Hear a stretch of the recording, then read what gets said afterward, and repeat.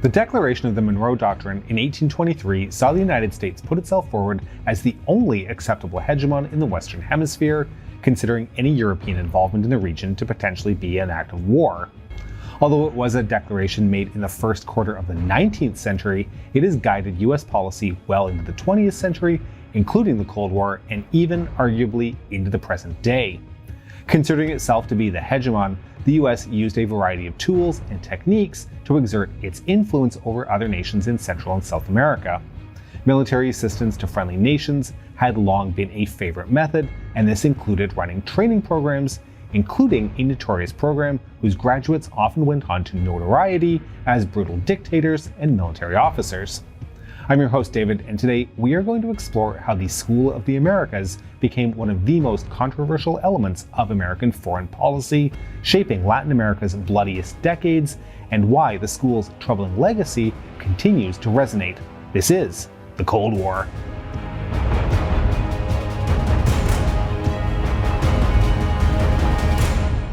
So, the year is 1989. In a quiet courtyard at the University of Central America in El Salvador, 6 Jesuit priests, their housekeeper, and her teenage daughter lay dead, executed by soldiers in the dead of night.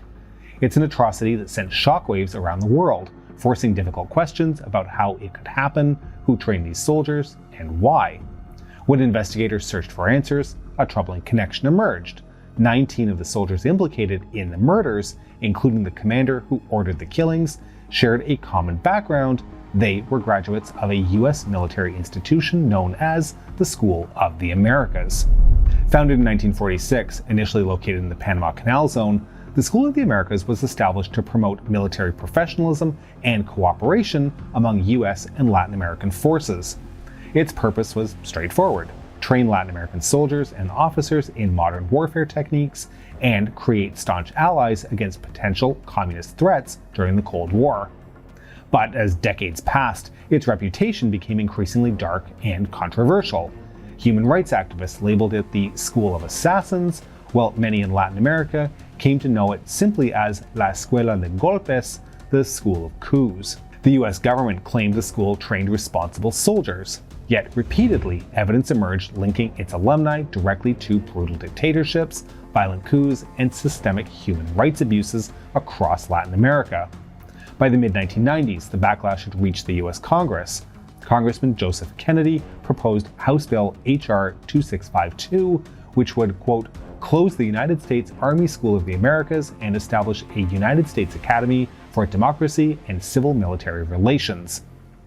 In response, the Pentagon released training manuals revealing the depth of the problem, namely that explicit instructions on torture, coercion, and assassination techniques had been part of the curriculum. To understand the School of the Americas, we have to travel back to its founding in the aftermath of the Second World War. 1946, the United States was grappling with a rapidly changing global landscape.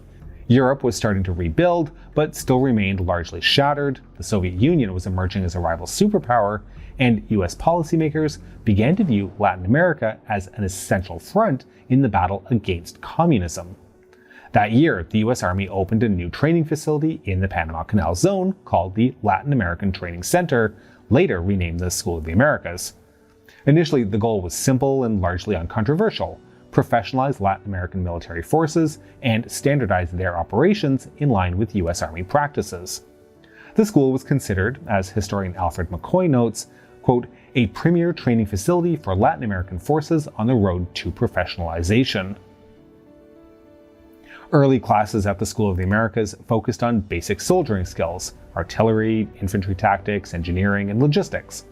But beneath this surface of routine military instruction was a deeper strategic objective. The US was cultivating future military leaders across Latin America, hoping that training these officers would secure their loyalty and ensure American influence throughout Latin America. By the late 1950s, however, the geopolitical stakes had risen dramatically. The Cuban Revolution in 1959 profoundly altered American calculations. Fidel Castro's successful revolution, his embrace of communism, and Cuba's close alliance with the Soviet Union turned the Caribbean island nation into a perceived existential threat just 90 miles from Florida. Suddenly, Latin America wasn't merely a diplomatic arena, it was a potential battleground. Fearful of communist revolutions spreading through the region, American policymakers shifted the focus of the School of the Americas. Rather than teaching straightforward military skills, the curriculum now emphasized counterinsurgency, guerrilla warfare tactics, and internal security measures. U.S. President John F. Kennedy accelerated this transformation. His administration viewed the school as a critical tool within his Alliance for Progress program, an ambitious campaign aimed at countering Cuban and Soviet influence by fostering economic and military ties with friendly Latin American governments. The rhetoric was about democracy and economic growth, but behind closed doors, U.S. strategists openly acknowledged the school's role in preventing the spread of Soviet ideologies by any means necessary. As the Cold War continued through the 1960s and 1970s, the school's graduates became pivotal figures across Latin America. Their training in Panama prepared them not only to fight guerrilla insurgents, but also to maintain internal order through strict control, often at a brutal cost. By the end of the 1970s, what had begun as a modest attempt to promote regional military cooperation had evolved into a controversial symbol of American interventionism. The School of the Americas had grown into an integral part of the Cold War machine, a strategic linchpin in America's quest to contain communism at virtually any price. Courses that once taught traditional warfare tactics now included specialized training in psychological operations, jungle warfare, sniper tactics, urban counterinsurgency, interrogation techniques, and intelligence gathering. The underlying premise was simple yet brutal. In a guerrilla war, the battlefield wasn't just forests or mountains, it was also villages, cities, and the hearts and minds of ordinary citizens. In this new era, the enemy was often indistinguishable from the population, leading to training methods that increasingly blurred ethical lines. Historian Patrice McSherry uncovered how the school's curriculum expanded into areas like coercive interrogation, infiltration, censorship, and methods explicitly designed for political repression. Manuals provided step-by-step instructions on psychological terror, population control, and the use of violence not only against armed insurgents, but also against civilian populations considered sympathetic to guerrillas or communist movements. In 1996, amid growing criticism, the Pentagon released some of the aforementioned and previously classified training manuals used at the School of the Americas. These manuals shocked the public and human rights advocates alike. They explicitly advocated coercive interrogation techniques, including torture, kidnapping, blackmail, execution, and false imprisonment. One manual, titled Handling Sources, chillingly detailed how to neutralize targets, a thinly veiled euphemism for assassination. Far from being an isolated incident, these manuals formed the very foundation of the school's ideological training from the 1960s onward. The impact of these teachings became tragically evident throughout the continent. SOA graduates returned home not merely prepared to fight guerrillas, but indoctrinated with an aggressive worldview that saw any form of leftist political activity as inherently subversive and thus justifiable to suppress by any means necessary. And it should come as little surprise then that the results were catastrophic. Civilian populations found themselves caught between brutal insurgencies and even more brutal military responses. Torture, extrajudicial killings, and disappearances became commonplace in countries like Guatemala, El Salvador, Argentina, and Chile, carried out by militaries heavily staffed and often commanded by School of the Americas alumni. And the manuals and teachings weren't aberrations. They were central components of the school's strategy to confront communism through psychological and physical dominance. This strategy would yield horrifying consequences, creating cycles of violence and repression that has scarred Latin America for generations. Perhaps nowhere was this clearer than in El Salvador. Throughout the 1980s, a brutal civil war consumed the country, fueled by deep inequalities and political repression. The Salvadoran military, heavily supported by the United States, unleashed unprecedented violence against civilians, accusing entire communities of sympathizing with leftist guerrillas. One infamous incident occurred in December 1981 in the village of El Mozote. Members of the elite Atlacatl battalion systematically executed over 900 villagers, men, women, and children. The soldiers slaughtered families, burned homes, and left the village a charred ruin. Investigations later revealed that officers who commanded this battalion had trained at the School of the Americas. The violence continued. In 1989, as we recounted at the start of this episode, Salvadoran soldiers stormed the campus of the University of Central America in San Salvador, brutally murdering 6 Jesuit priests, their housekeeper, and her teenage daughter. The priests had advocated for peace and social justice, ideas considered dangerous threats by the military regime.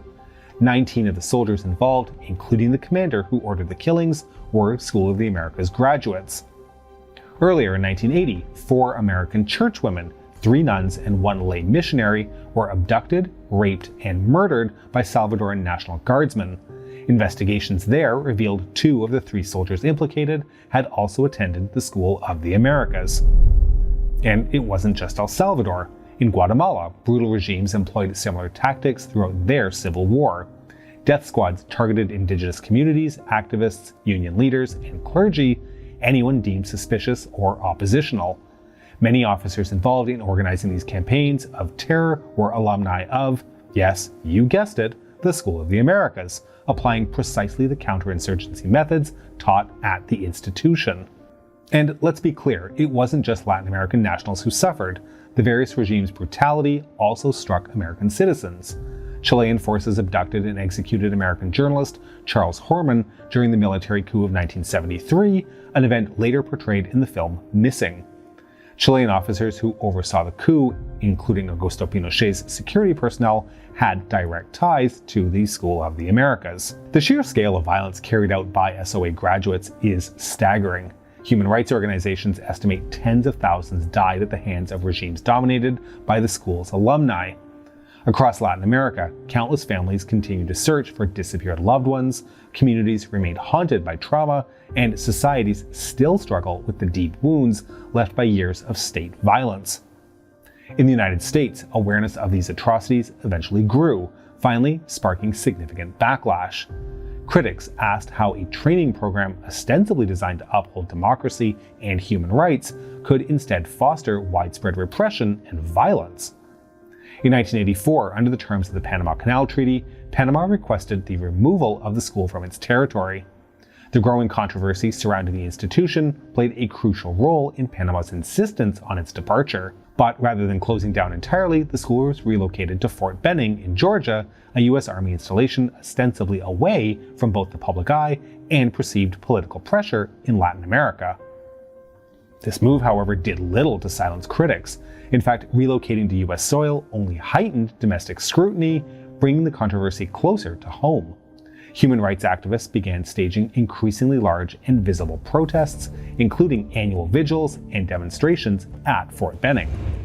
At the forefront of these actions was Father Roy Bourgeois, a Catholic priest and outspoken critic of U.S. foreign policy in Latin America, who founded the watchdog group SOA Watch.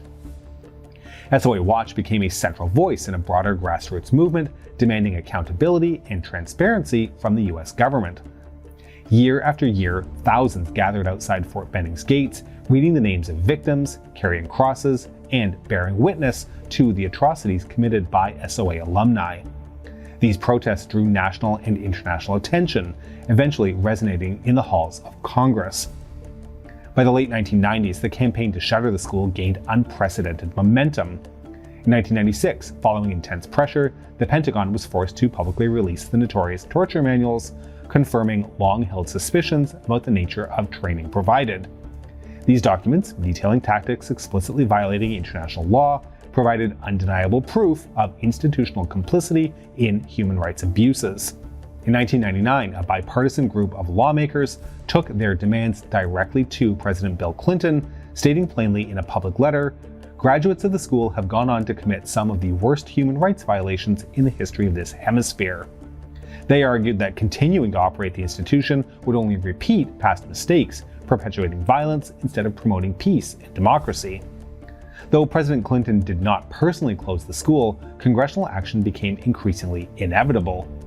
By 2000, public outcry reached a crescendo, and Congress finally passed legislation formally closing the School of the Americas. However, the victory was short-lived and largely symbolic. Just 1 year later, in January 2001, the School of the Americas reopened under a new name, the Western Hemisphere Institute for Security Cooperation, or WHINSEC. Advocates claimed that this new incarnation represented genuine reform, emphasizing human rights education, civilian oversight, and democratic governance in its training. Critics, however, remain deeply skeptical. Father Bourgeois said, "The new institute is no different from the SOA it replaces. It is a combat school. The infantrymen and women of Latin America come to learn how to fight." Human rights groups argued that the underlying culture, instructors, and operational goals had not fundamentally changed.